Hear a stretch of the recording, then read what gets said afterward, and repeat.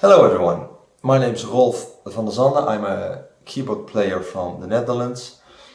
I'm active in some bands and I also teach at music schools, mostly piano and keyboards, and also some band coaching. And now I'm here to teach you some stuff. It's Keyboards or Piano 101, so we're going to be covering a couple of basics that have helped me personally to become a better player, so I hope you guys find them interesting as well. Today we're mainly going to be talking about two things. One of them is chords and inversions of chords specifically, so to be able to play the same chord in different ways and make it more interesting. And also we're going to do a little exercise with the left and the right hand, that they play different things, to increase our independency with the hands. So if you're ready for it, come take a closer look. Okay, let's start with the basic chord, the C major triad. It consists of the C, the E and the G. And this is the most basic way to play a major chord with the root. So the root note, the C on the bottom, playing with the thumb, and then the middle finger plays the E and the pinky plays the G. We can also give these notes numbers, and then the C is the 1 because it's the root, and then 2, 3 is the 3 and the 5th. And basically all chords are made up of the 1, the 3rd and the 5th. So we can apply this basic principle. For instance, if you want to play an F chord, we just take an F, decide this is 1, and then go 2, 3, 4, 5, and voila, we've got an F major chord. But of course, if we play all of our chords this way, like a C chord like this, and F like that, and G, it gets a bit boring because it's all the same shape.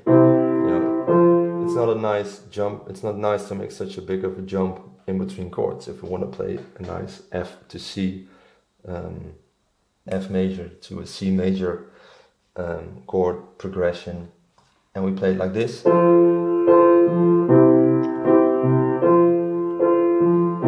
Sure, it's F and C, but it sounds a bit dull, right? It's not the prettiest way to play these chords.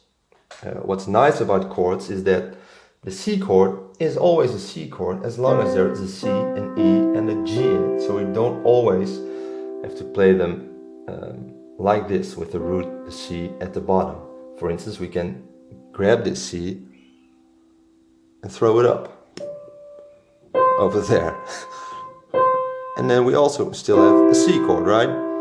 But now we have the 3rd at the bottom. And then we can go one more higher, so E, throw it up. And now we've got this nice little shape. And then if we try to do it once more, we can't, but we end up right back where we started with the root position. These are the 3 basic shapes of chords, and once again you can apply this at any chord. So for instance, with the F chord, I also can just put this F on top, and voila, we've got a new F once more, and then back to where we started.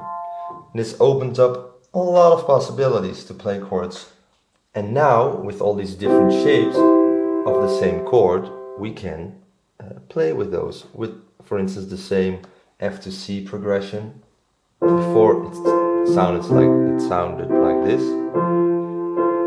But now we can choose to, for instance, just change the C. So instead of this, we're going to play this inversion, with the C on top. And then it sounds like this.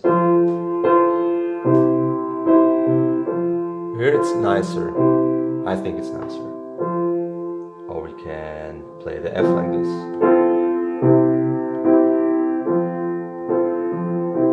There's all different possibilities. We can also try to play multiple versions of the chord within the bar. So let's start on this F and then just jump.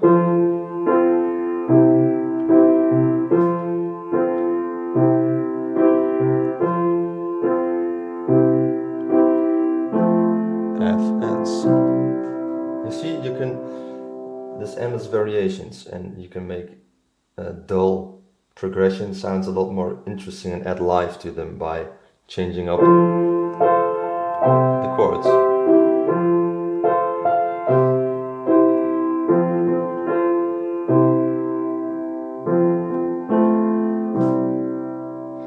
it's way nicer than what we started with, which was just this.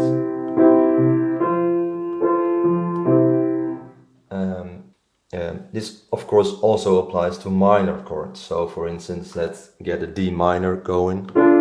It's the same principle, so the root D and then the minor third, so an F in this case, and then the fifth is an A, and we can also just throw it up by having a D up top and also the F on top, and then we're back at the start. So the best way to practice this is just to put on a metronome and just start playing all the different variations. The best way to practice all of these inversions is to just get a metronome going and just playing them. So for instance, this is a metronome. It's set to 85 beats per minute, and then just take 2, 3, 4. And just go all the way and also back. And of course slowly increasing the tempo, the BPM, or you can start playing quarter notes.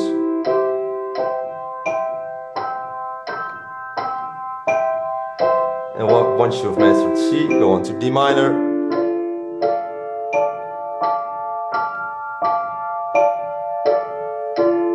E minor.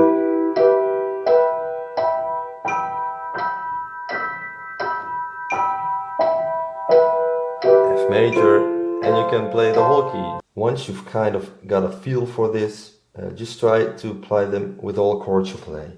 So if a song has an E flat minor and an A flat major, just try to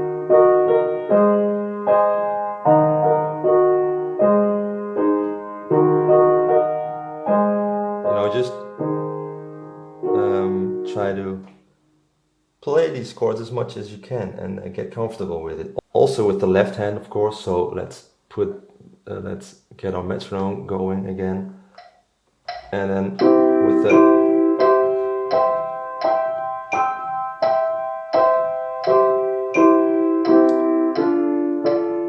D minor, just play them all. D flat major, E, just jump around and really get to know all these different shapes of the chords, so that when you're playing in the band, you got all these options. Another great way to practice this is, instead of playing the whole chord, we can divide them, so play the notes apart from each other, so C, E, G, and then the second verse E, G, C, G, C, E, so that we can kind of an arpeggio going. So with the metronome, it sounds like this. Let's just start with the quarter notes, and there you go.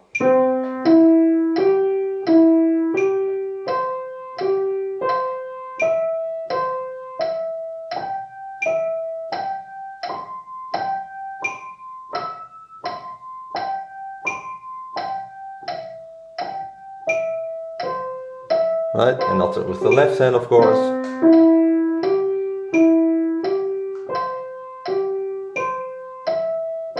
At the same time, if you're really feeling adventurous and even faster.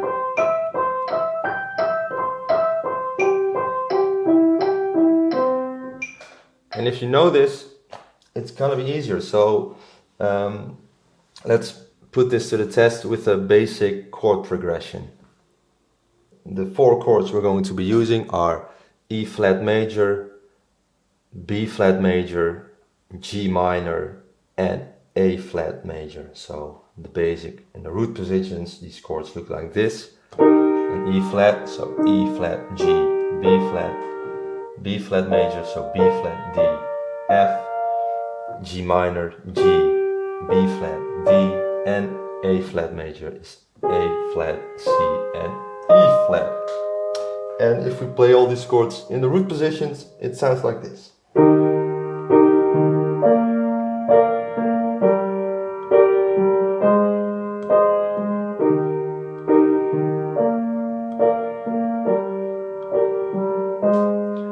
which is okay. It's a basic chord progression, but let's try to apply these inversions. So what you want to do most of the times is look for the inversion of the chord that is closest by. So we don't want to make this huge jump. You know, it takes effort. You know, you want to make your job as easy as possible. So let's take the shortcut and see which inversion of the B flat chord is nearest to our root position of the E flat chord. So we can just start on the B flat and work our way down. So we can throw this F down. Now we're already kind of closer, right? But if you go one more, so the D also, it's closer, but we can get one step closer by also moving the D that we currently have on top down here. And now we just have to, this is the F flat, so I don't know if you can see it clearly. Do not play it with these 3 fingers, but I'm just so that you can see it clearly. And then the B. It sounds way more natural instead of this, which is just, it's ugly, let's face it. Okay, so now we got this is our B flat. Now let's look at our G minor. This is our basic one. But the great thing about B flat major and G minor is they have 2 of the same keys. So this is B flat in the root with the B flat and a D and an F, of course, and the G minor has only the G as a different note, so the F becomes a G. So if we just take our B flat inversion that we just landed upon, we can just change our F into a G, and we've got ourselves a G minor. So this is way nicer than having to jump. So in total we've got our E flat, B, and now let's find our final chord, this A flat. Let's also change it up, and we can do it very simple by also moving it down because we want to be closer to this chord. So let's just move our E flat, our top note, down low, and there we go. And then we've ended on these chords. Oh no. And then we've ended on these chords.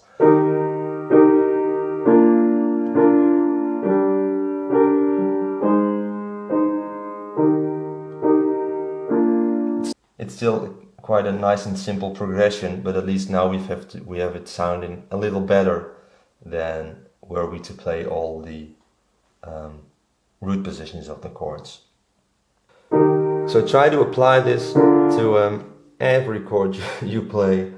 Just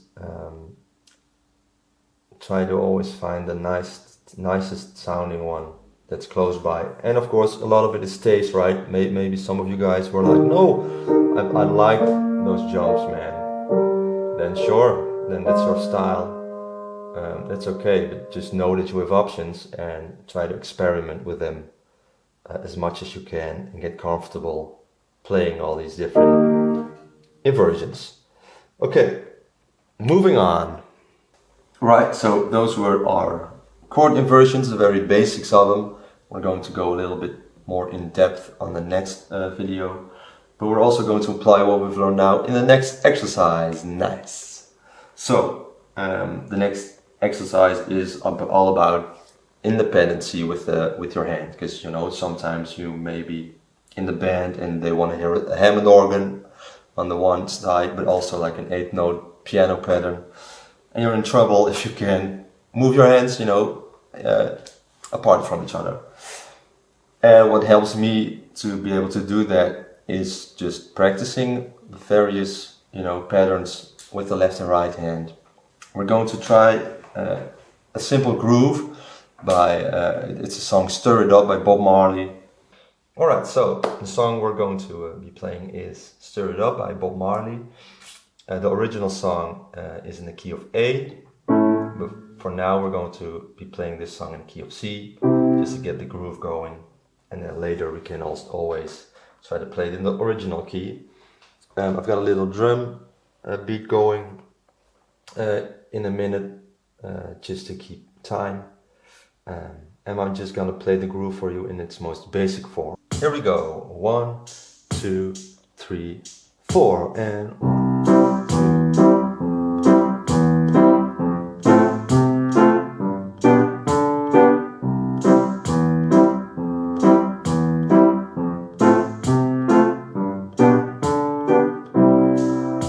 Alright, so there's two things happening here. The right hand is playing on the offbeat and playing chords. The chords are C major, F major, and G major.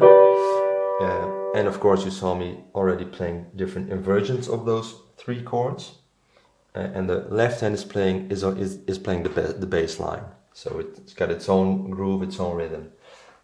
So first let's just try to play the right hand with the beat. 1, 2, 3, 4, and 1, 2, 3, 4, 2, F, G, and 1, 2, 3, 4, 1. Try to play different versions. F, G, C, F. And that's all there is to it with the right hand. But the trouble comes when we're adding the left hand. So let's see what the left hand does on its own. It's just the bass line that you also hear in the song. Here we go. 1, 2, 3, 4, and 2, 2, 3, 4, 1, 2, 3, 4, 1, 2, 4, 1, 2, 3. That's it. So let's see what it actually is. So he's playing C, all on the. He's playing all quarter notes in the first bar. So it's 1, 2, 3, 4. So it's C, E, F, back to E. And then is the moment with the right hand switches chords, and the left hand is basically playing a F major triad. You see, F, A, C, followed by a G major triad. G, B, D. Alright, now we're going to try to play them together. What always helps me when playing grooves or difficult rhythms is just slowly dissecting it and playing it really, really slowly. So let's do the same for this. You can see on the notes exactly, because there's notes, I don't know where. Let's try to play it. So as you can see, the left hand plays all the quarter notes and the right hand plays all the eighth notes, offbeat. So the whole first bar is like, it's up and down, it's left, right, left, right, left, right. So very slowly is this. 1, 2, 3, 4. Easy peasy. Because it's not very much, it's not difficult yet, right? Especially if you choose just one C position, the root position. You can play this forever. Let's try to play it with the groove once. 1, 2, 3, 4. 1, 2, 3, 4 again. 1, 2, 3, 4 again. 1, 2, 3, 4, and let's see what's different in the second bar, because then the right hand is switching to an F chord and the left hand is switching to a whole different rhythm. Instead of playing quarter notes, 1, 2, 3, and 4, it plays 1 and 2 and 3 and 4. It plays eighth notes, which makes it difficult because now sometimes the left and right hand come together and play at the same time. Let's play it really slowly to see when they are coming together. 1, 2, 3, 4. 1 and 2, 3 and 4. Again.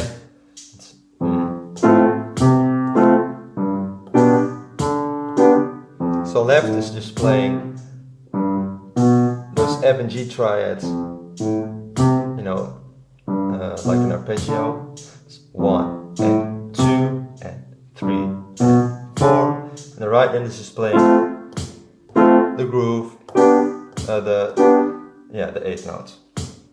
So together, they come together on each second note with the left hand. So it's 1 and 2, 3 and 4. 1 and 2. With the whole right hand pattern, it's like this.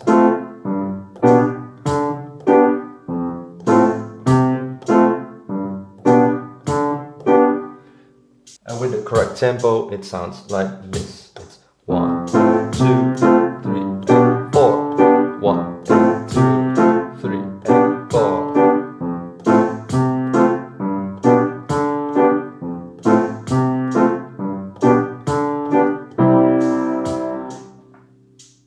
Alright, so now let's try to very slowly put the first bar with the C chord and the second bar with the F and the G chord. Let's put them together.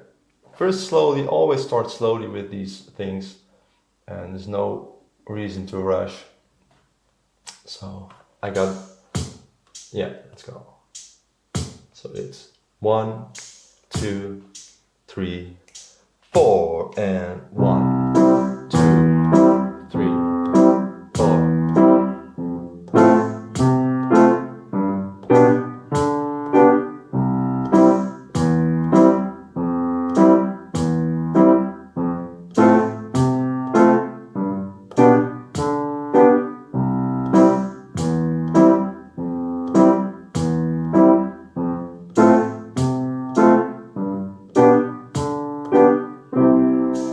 That's our groove, and then once you've got it at a slow pace, slowly build up. That's the only way to get it, and then until you got it on the right BPM, and you can play along. Now I'm going to show you some variations of this groove, and it's mostly just going to be the left hand adding notes. So yeah, let's check it out. I'm going to play the first time the normal groove, and then I'm adding some stuff. 1, 2, 3, 4. 1.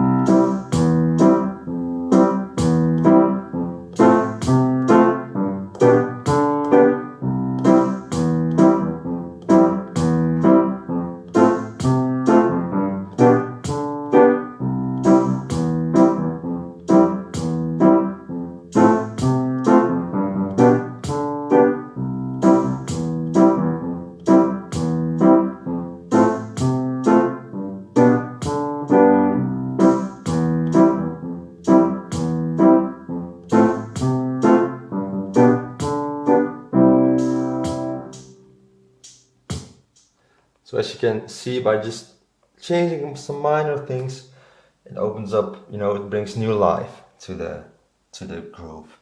And all I did was adding notes. So for instance, 1 and 2 and 3 and 4. So just playing these together, the same as we do with our F chord. Just try to translate some of those rhythmic information in between bars. Instead of adding notes, you can also always opt to remove notes. For instance, in reggae, the 1 in every bar, it's kind of not played that much. So in the drums you can hear it, there's no 1, it's just the hi-hat on the 2, snare on 3, hi-hat on 2, and then that's it, hi-hat on 4. So let's just try to not play every 1 with the left hand.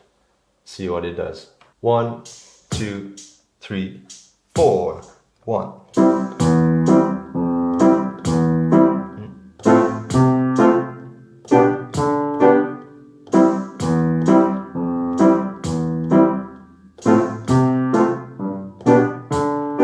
Alright, now that we've got this groove going in the C key, in the key of C, let's also try to play it in the original key. So you can see the notes again. Ta-da! It's the same rhythmic information, but now with different chords. So the chords are A, D, and E, and the left hand goes like this. 1, 2, 3, 4. 1, 2, 3.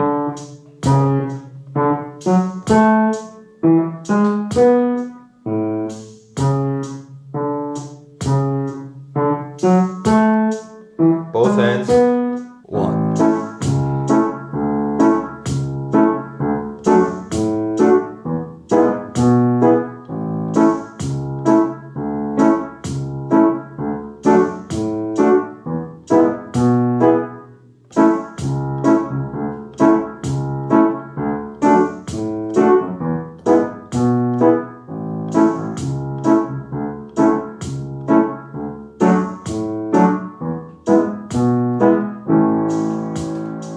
There we go, that's the Bob Marley groove. Okay, yeah, so that was the groove by Bob Marley, Stir It Up. Try to play along, it's on Spotify, it's on YouTube, it's everywhere. Be sure to use the chords A, D and E, so it sounds, so it goes together with the song. Yeah, and just try to play as much different variations as you can. Just try to keep it interesting a whole song long. By just using those 3 chords and that little groove. These kind of exercises always really help me, you know, just try to put your hands in a lot of situations where they kind of have to get by on their own and not rely on each other as much. And it helps for the independency and playing in bands and be able to play different stuff with different hands. So I hope that you found this interesting and that you are excited to get busy with this stuff. And then I'll hope to see you next time. So bye bye.